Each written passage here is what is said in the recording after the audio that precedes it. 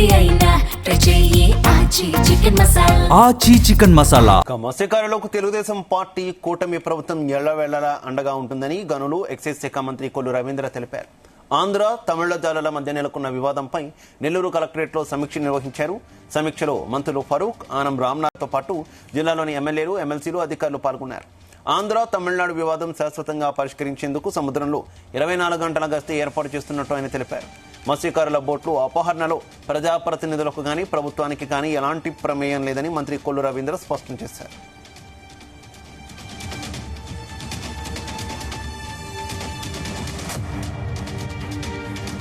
నెల్లూరు జిల్లా ఇసుకపల్లి గ్రామంలో మరి ఆ రోజున పాండిచేరికి సంబంధించినటువంటి బోట్లని దాదాపు 8 నెలల క్రితం ఇక్కడ ఫిషింగ్ హార్బర్ లో మత్స్యకారులు అలాగే అధికారుల కస్టడీలో పెట్టడం జరిగింది.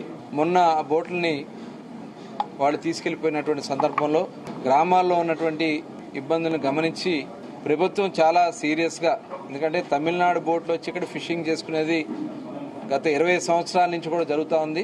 దాని మీద ఉన్నటువంటి ఇబ్బందులన్నీ కూడా గమనించిన తర్వాత గౌరవ ముఖ్యమంత్రి చంద్రబాబు నాయుడు గారు, ఆంధ్రప్రదేశ్ రాష్ట్ర ప్రభుత్వం ఈరోజు ఒక టీంని ఇక్కడ పంపించడం జరిగింది. దీనికి ఆ గ్రామస్తులు ఒక సమావేశం పెట్టుకుంటారని చెప్పి మరి పెద్దలందరూ కూడా చెప్పడం జరిగింది. ఆ సమావేశం పెట్టుకుని వాళ్ళు ఏ నిర్ణయం తీసుకున్నా ఈ ప్రభుత్వం వాళ్ళ సంక్షేమానికి, అభివృద్ధికి కట్టుబడి ఉంది.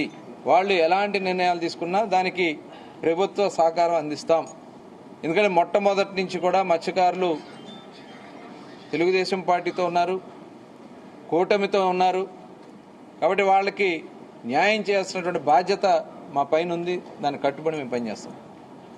ఎందుకంటే వాళ్ళ వరకు జరిగినటువంటి సంక్షేమ అభివృద్ధి కార్యక్రమాల్లో బ్యాన్ పీరియడ్లో డబ్బులు 20,000 రూపాయలు ఇవాళ దగ్గర 1,20,000 మందికి పైన ఇవాళ బ్యాన్ పీరియడ్ డబ్బులు ఇస్తున్నాం. ప్రతి వ్యక్తికి 20,000 రూపాయల చొప్పున ఇస్తున్నాం. పెన్షన్ 50 సంవత్సరాలకే పెన్షన్ ఇచ్చినటువంటి ప్రభుత్వం కూడా ఇవాళ కూటమి ప్రభుత్వమే.